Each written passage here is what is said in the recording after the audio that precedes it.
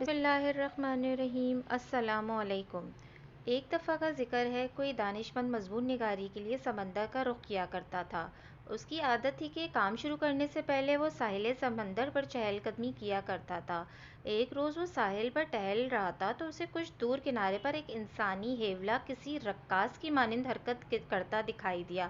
وہ متجسس ہوا کہ یہ کون شخص ہے جو دن کا آغاز رقص سے کرتا ہے۔ یہ جاننے کے لیے وہ تیز قدموں سے اس کی جانب چل پڑا۔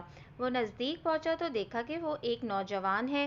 نوجوان رقص نہیں کر رہا تھا، وہ ساحل پر جھکتا، کوئی شے اٹھاتا اور پھر پھرتی سے اسے دور سمندر میں پھینک دیتا۔ دانشمند اس نوجوان کے پاس پہنچا اور بلند آواز میں پوچھا، صبح بخیر، یہ تم کیا کر رہے ہو؟ نوجوان نے قدرے توقف کیا، نظریں اٹھا کر دانشمند کی جانب دیکھا اور بولا، ستارہ مچھلی کو سمندر میں پھینک رہا ہوں۔ میں سمجھا نہیں، تم ستارہ مچھلی کو سمندر میں کیوں پھینک رہے ہو؟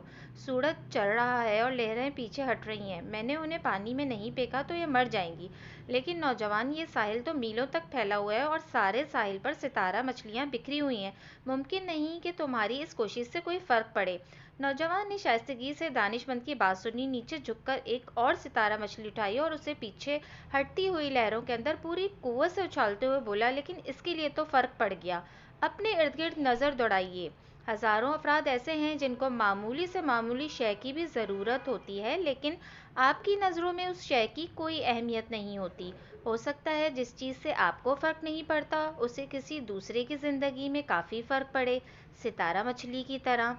جزاک اللہ۔ اگر آپ کو میری یہ ویڈیو پسند آئی ہے تو پلیز میرے چینل کو سبسکرائب کرنا نہ بھولیے گا۔